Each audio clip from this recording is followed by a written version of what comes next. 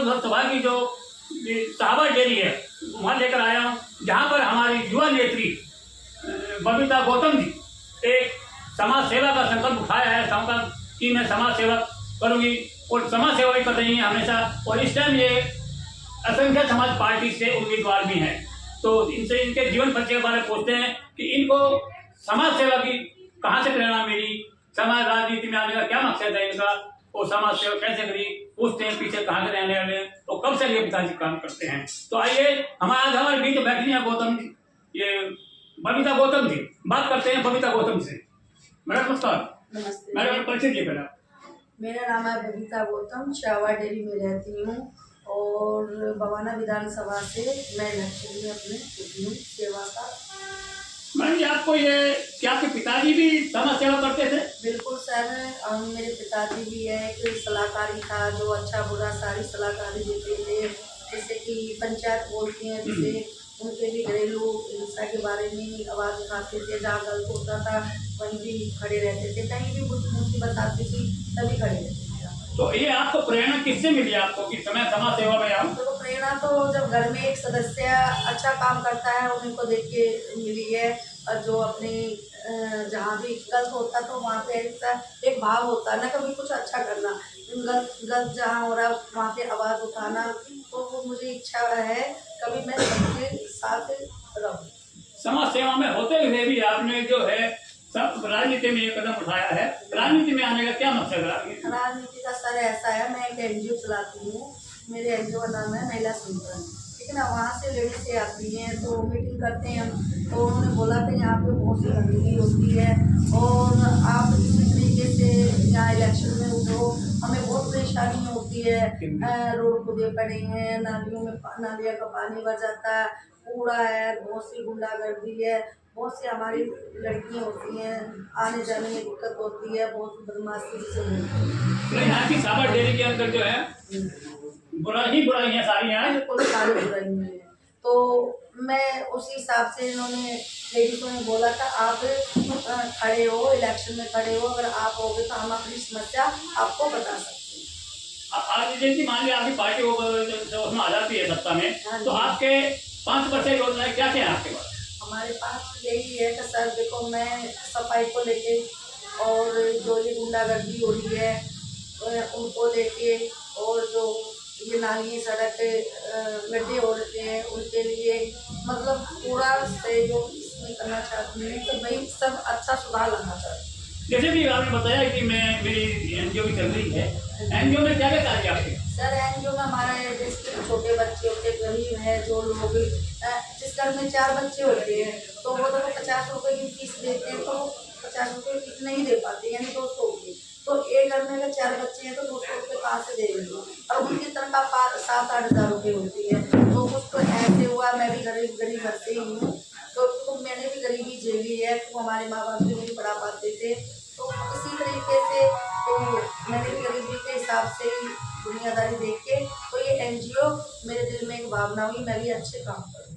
तो जैसे कि आपने एनजीओ थ्रू काम किया है कि आपने गरीब महिलाएं हैं, जो बच्चे और गरीब लड़कियां हैं, जैसे कोई जो बहुत ही ज्यादा मजबूर है, तो किसी की शादी, की गरीब आदमी शादी करानी है, क्या करा दी? सर पहले नंबर मेरा एक यही होता है, जो लड़की होती है गरीब घर की, तो ब्यूटिशियन का भी होती है, उनकी भी फीस 500 रुपये 1000 रुपये लगता है। हम ब्यूटिशियन का भी सिखाते हैं, पार्लर का जिसे बोलते हैं कोर्स, और मेहंदी का भी कोर्स सिखाते हैं, उसमें भी 500 का कोर्स होता है उनका भी, ठीक है ना।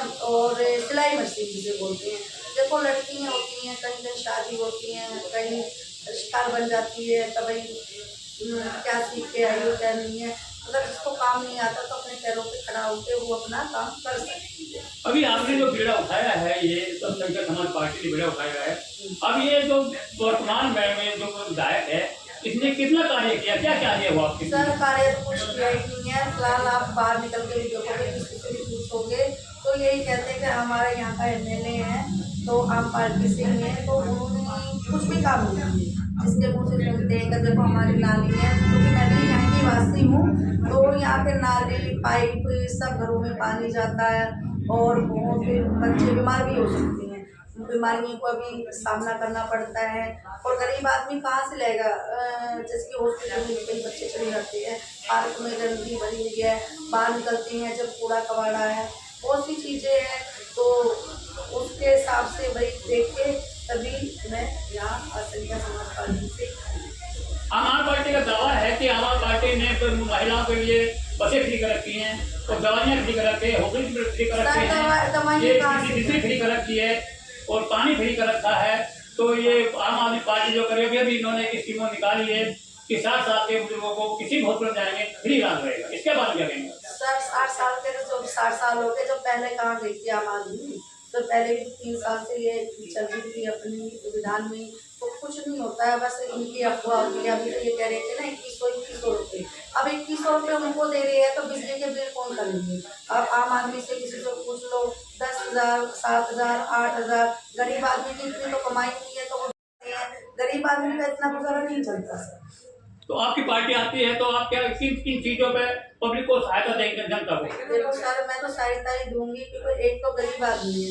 अभी यही अपने यहाँ मेले वाले ने यहाँ पे अपना मस्जिद है और ये अपना निरंकारी है, इन्होंने एक अभी तो ये कर रहे हैं, इलेक्शनों में काम रोक रखा है, गड्ढे उड्ढे जो भी है इन्होंने अभी इलेक्शनों में काम रोक दिया। इधर की मार्केटिंग को उठाने का इन्होंने बोला है कि यहाँ पे हम डीडीओ मार्केट करवाएंगे, पर ऐसा नहीं। अभी रेडी ठेले वाले गरीब आदमी, मैं ये चाहती हूँ इनकी ना रेडियों के ना ठेले उठे, मैं इनके साथ रहना चाहती हूँ। अभी दुर्गा चौक है, दुर्गा चौक में उधर कोर्ट की जमीन है, तो देखो उधर भी 10,000 लोग बाग रहते हैं जमीन में। तो बस मैं इतना कहना चाहती हूँ, उनकी झुड़ियाँ ना उठी हैं, उनकी जो भी सरकार की तरफ से जितनी हेल्प होती है तो मैं उनके साथ उनकी हेल्प करना चाहती हूँ, उनकी सेवा करना चाहती हूँ, उनके साथ। अभी कुछ समय से एमसीडी में जो है आम आदमी पार्टी आई है, ये आम आदमी पार्टी ने एमसी पहले बीजेपी सत्ता में थी दिल्ली में, अभी आम आदमी पार्टी आई है, क्या इसमें कितना फर्क पड़ा समझ एमसीडी को? एमसीडी को जो फर्क तो उतना ही है, जैसा है उतना भी तो कुछ ऐसा ही चल रहा है, बस जैसे है। देखिए हमारे पास और भी राष्ट्रीय अध्यक्ष बैठे हुए हैं सब समाज पार्टी के, अब उनसे भी तो बात कर लेते हैं। नमस्कार सर, सर अपना परिचय दिए पहला। मेरा नाम इंदर सिंह है और मैं तो आपने ये संख्या समाज पार्टी का बनाई, आपने ये समाज सेवा करी है, तो इससे पहले आपने कोई किसी एनजीओ से किसी जुड़े हुए थे? देखिए मैं क्या बताऊं, इस न्यूज को सब लोग देख रहे होंगे। मैं पहले भाजपा में भी था और कोई भी टिकट नहीं दिया गया, कांग्रेस में था उसमें भी कोई टिकट नहीं दिया गया, जनता दल में आया मैं जब विश्वनाथ प्रताप सिंह जी प्रधानमंत्री थे, उस समय भी सम्मान नहीं दिया गया। तब हमने देखकर ये सारा सोचने के बाद इस पार्टी का गठन किया है, जिसका नाम है असंख्य समाज। असंख्य समाज पार्टी का ये कब से रजिस्टर हुआ, कितने समय हो गए इसको? असंख्य समाज पार्टी का रजिस्ट्रेशन 9/6/2011 में हुआ। इससे पहले सबसे ज्यादा सदस्य समाज पार्टी ने क्या क्या कार्य किए? देखिए भी असंख्य समाज पार्टी का गठन हुआ है। मैं आपको बताना चाहता हूँ कि असंख्य समाज पार्टी उन लोगों के लिए बनाई गई है जिन लोगों को आज तक देश में सम्मान नहीं मिला, जैसे सांसी, कंजर, बेड़िया, बावरिया, नट, सिकलीगर, ढेया, सपेरा, कुचबंधिया, बाजीगर, कलंदर, पेरना, भोपा, चमरमंका, तेली बदिया, पारदी, बेलपारदी, हबुड़ा, नक्काल, गाड़िया लोहार, इन समाजों को पूरे भारत में किसी भी पार्टी ने कोई सम्मान नहीं दिया। आज तक इनका कोई भी पूरे भारत में एक भी विधायक नहीं है, एक भी सांसद नहीं है, और तो क्या इनका कोई जिला पंचायत भी मेंबर नहीं है। तो ये सारे नेता क्या अंधे हैं? नंबर 2, जब ये हमारा देश 15 अगस्त सन 1947 में आजाद हुआ था, इन लोगों को, इन जातियों के ऊपर जराम पेशा एक्ट लागू था, लेकिन हमारे देश के मसीहा, हमारे देश के प्रथम प्रधानमंत्री पंडित जवाहरलाल नेहरू जी थे, हमारे देश के गृह मंत्री माननीय सरदार वल्लभ भाई पटेल जी थे, और हमारे देश के प्रथम राष्ट्रपति डॉक्टर राजेंद्र प्रसाद शर्मा जी थे। लेकिन उन तीनों के आंखों में तो क्या, जितने भी सांसद थे सबकी आंखें बंद थी। इन जातियों की तरफ कोई भी ध्यान नहीं दिया गया, ना ही इनको आजादी मिली।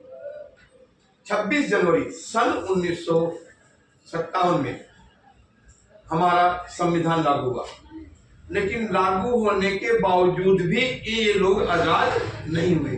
क्या वो संविधान रचयिता कहाँ थे उस समय? क्या वो देश के राष्ट्रपति कहाँ थे? देश के प्रधानमंत्री कहाँ थे? क्या उनकी नजर इन समाजों पर नहीं थी?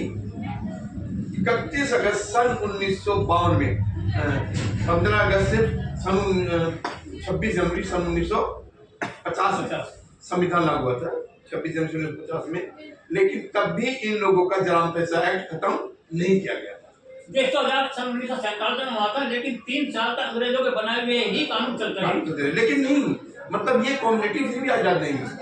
जब मास्टर प्रभुदयाल जी थे, उन्होंने बीड़ा उठाया कि जब तक इन कम्युनिटियों का जराम पैसा एक्ट खत्म नहीं होगा तब तक मैं अपने पैरों में चप्पल नहीं पहनूंगा। जब उन्होंने ये सभी दरखास्तें लगाई और अपील की पार्लियामेंट में, तब जाकर 31 अगस्त सन 1952 में इनका जराम पैसा एक्ट खत्म हुआ। ऐसा क्यों?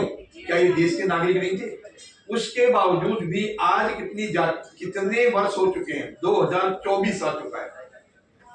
सन 1950 से 2024 आ चुका है, तो 50 को वो 24-25 ये मतलब 75 वर्ष हो चुके हैं। लमसम 75 वर्ष हो चुके हैं। 75 वर्षों में किसी भी पार्टी ने इनका को सम्मान नहीं दिया। ऐसा क्यों? मैं पूछना चाहता हूँ।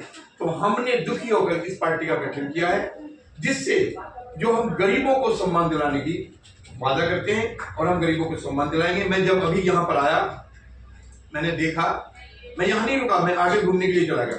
जब आगे घूमने के लिए गया, मैं सारे एरिया में घूम के आया, मुझे बार बार फोन हो रहे थे। मैं यहाँ की नालियों को देख रहा था। यहाँ पर कितनी मतलब बेशर्मी वाली बात है कि निगम पार्षद भी यहीं का ही शाहबाद डेयरी का है और विधायक भी शाहबाद डेयरी का है, लेकिन किसी भी नाली, कोई भी नाली साफ सुथरी नहीं है, कोई भी लैट्रिन साफ सुथरी नहीं है। किसी में सफाई चल रही है, किसी में कुछ हो रहा है, कोई शौचालय सही नहीं है, कोई बाथरूम पेशाब घर सही नहीं है। क्या है? दिक्कत है इनको जीना, इनको तो मर जाना चाहिए डूब के। इस शाहबाद डेयरी की जनता ने इनको इतने बहुमत से विजयी बनाया। रामचंद्र जी जो है, रामचंद्र कटीक जी, उनको निगम पार्षद, पहले वो विधायक बने फिर निगम पार्षद बने। जय भगवान उपकार इस समय विधायक हैं, एट प्रेजेंट विधायक हैं, लेकिन धिक्कार है उन लोगों को। वो अपनी कोठियां बना रहे हैं महाखंड में, लेकिन यहाँ पर कुछ नहीं लगा रहे हैं। मैं कहता हूं, यदि ममता, ये हमारी बबीता गौतम यहाँ से जीत कर आती है, तो हम इस 52 विधानसभा को चमन बनाकर दिखा देंगे। सर, हमारे यहाँ और बैठे हुए हैं, उनसे बात करते हैं। नमस्कार सर, अपना परिचय दीजिए। मैं सुभाष गुसाइया, दिल्ली प्रदेश अध्यक्ष असंख्य समाज पार्टी। सबसे पहले मैं अपने गुरु इंद्र सिंह को प्रणाम करता हूँ, जिन्होंने पार्टी बनाई है और अपने ही कर्म द्वारा अपनी मेहनत करके गरीबी में इस पार्टी को चला रहे हैं, चलाई जा रही है। हर स्टेट में पार्टी लहरा रही, परचम लहरा रही है। हर जगह इन्होंने पार्टी का प्रथम परचम लहराया है और हर स्टेटों में पार्टी चल रही है। हम आज हमारे विधानसभा में आए हैं श्री गौतम जी, बबीता गौतम जी के नेतृत्व करने के लिए। हम ये कहते हैं, अगर हमारी बबीता गौतम जी जाती है, जो आपको हमारे नेताजी ने बताया है, नालियाँ सड़ी पड़ी है, गली पड़ी है, पार्क सड़े पड़े हैं और कोई व्यवस्था नहीं है, गुंडागर्दी हो रही है, इसके लिए हमने बबीता जी को खड़ा किया है। और हमारी पार्टी एक ईमानदारी की पार्टी है। केजरीवाल ने 21 रुपये कह दिया महिला को, पंजाब में 1000 रुपये कहा था महिला को, एक पैसा नहीं दिया, सत्ता में आ गया। अरे दिल्ली के औरतों, दिल्ली की माताएं बहनों, ये आपको बहका रहा है कि किसी ने लालच दे करके आपको पैसा नहीं देगा, वोट जीत करके चप्पत हो जाएगा और मुख्यमंत्री दोबारा बन जाएगा। इसलिए आपसे प्रार्थना कर रहा हूँ, इसके बहकावे ना आए। देखो, एक मुख्यमंत्री, दिल्ली का इतना बड़ा मुख्यमंत्री, एक बदले 2 पेटी बेचना शराब की, शराब खाने पकड़ा गया, कितने ताजुब की बात है। ऐसे धोखे मुख्यमंत्री से आप बचकर रहो। मेरी बहनों, माताओं, भाइयों, बुजुर्गों, ऐसे बचकर रहो इनसे। कि भविष्य में ऐसा मुख्यमंत्री फिर आ गया तो ये देश को बर्बाद कर देगा, देश को जो हमारी दिल्ली की जनता है उसको बर्बाद कर देगा। बबीता जी अभी जो है नववर्ष आने वाला है, नववर्ष आ रहा है और 25 तारीख को कृष्ण देवी है, इसके बारे में क्या कहें? सर हमारी आश्रिता समाज पार्टी है जो नई साल से अच्छा करेगी और हमने बेड़ा भी उठा रखा कि यहाँ की समाज हमारी आश्रिता समाज पार्टी है, कुछ करके दिखाएगी नई साल का। तो समाज जो आने वाले समाज नव वर्ष के बारे में और क्रिसमस डे के बारे में जनता को क्या संदेश देना चाहते हैं? जनता को यही संदेश देना चाहती हूँ कि आप नए साल का कोई अच्छा बढ़िया नेता चुनो और मुझे वोट दो, अपनी यहाँ से विधानसभा से मुझे जिताओ और नई साल अच्छे नेता के साथ शुरू। देखिए श्रोता, हमारी बबीता जी ने बताया कि मैं यहाँ पर हर एक की समस्या का समाधान करने आई, यदि मेरी पार्टी आती है तो मैं हर एक तरह की गरीबों की मदद करूंगी, हर एक तरह से करूंगी और कभी समस्या के लिए हो दिन रात खड़े रहूंगी, जनता को निराश नहीं करूंगी। तो श्रोता बने रहिए हमारे साथ, किसी भी समस्या के लिए हमें दिए गए स्क्रीन नंबर पर संपर्क कीजिए। नमस्कार।